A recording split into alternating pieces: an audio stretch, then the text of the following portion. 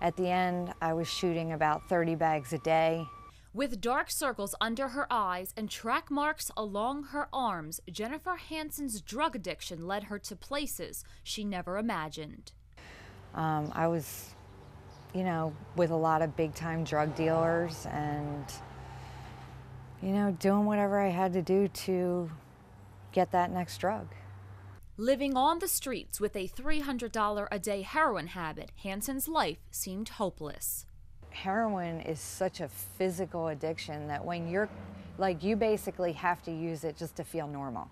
Hansen first went to rehab when she was just 17 years old. Her heroin habit began at 19, and at 24, she decided to leave the street life behind to embark on the road to recovery, but it wasn't easy. I would get out, I would think that I could smoke pot again, and I would always end up with track marks in my arm.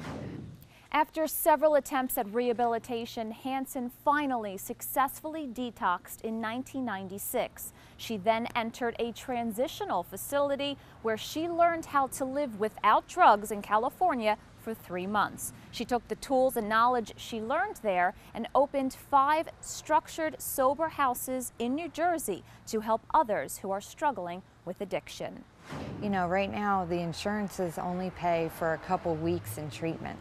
So these people need more time to be in a supportive, recovery atmosphere.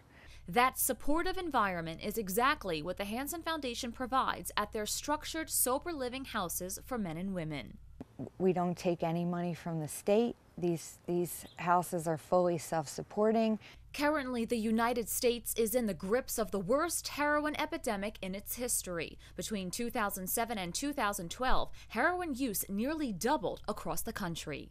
The pharmaceuticals that are coming out today are so strong and so readily available to so many people that has really increased the heroin epidemic in this country. Terry Burns, the director of operations with the Hansen Foundation and also a former heroin addict, says their houses are in demand now more than ever.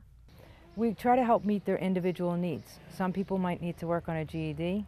Some people might need to go to the doctors, the dentist, help with job resumes, going to job interviews. Hansen's hard work has paid off. She's been drug-free for 18 years and has established successful sober living houses. Now married and raising a family, she also found her happy ending. She's even written a song called Street Life to serve as inspiration for others battling addiction. There is a light.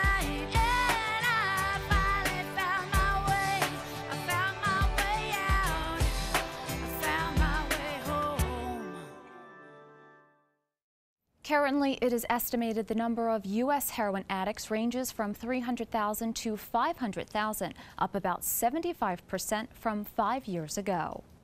Here's what I don't get, Veronica. Why now? What happened all of a sudden that we have a crisis? Larry, we heard many times the reason why heroin abuse is so prevalent right now is because people who started abusing prescription painkillers found heroin as a cheaper alternative.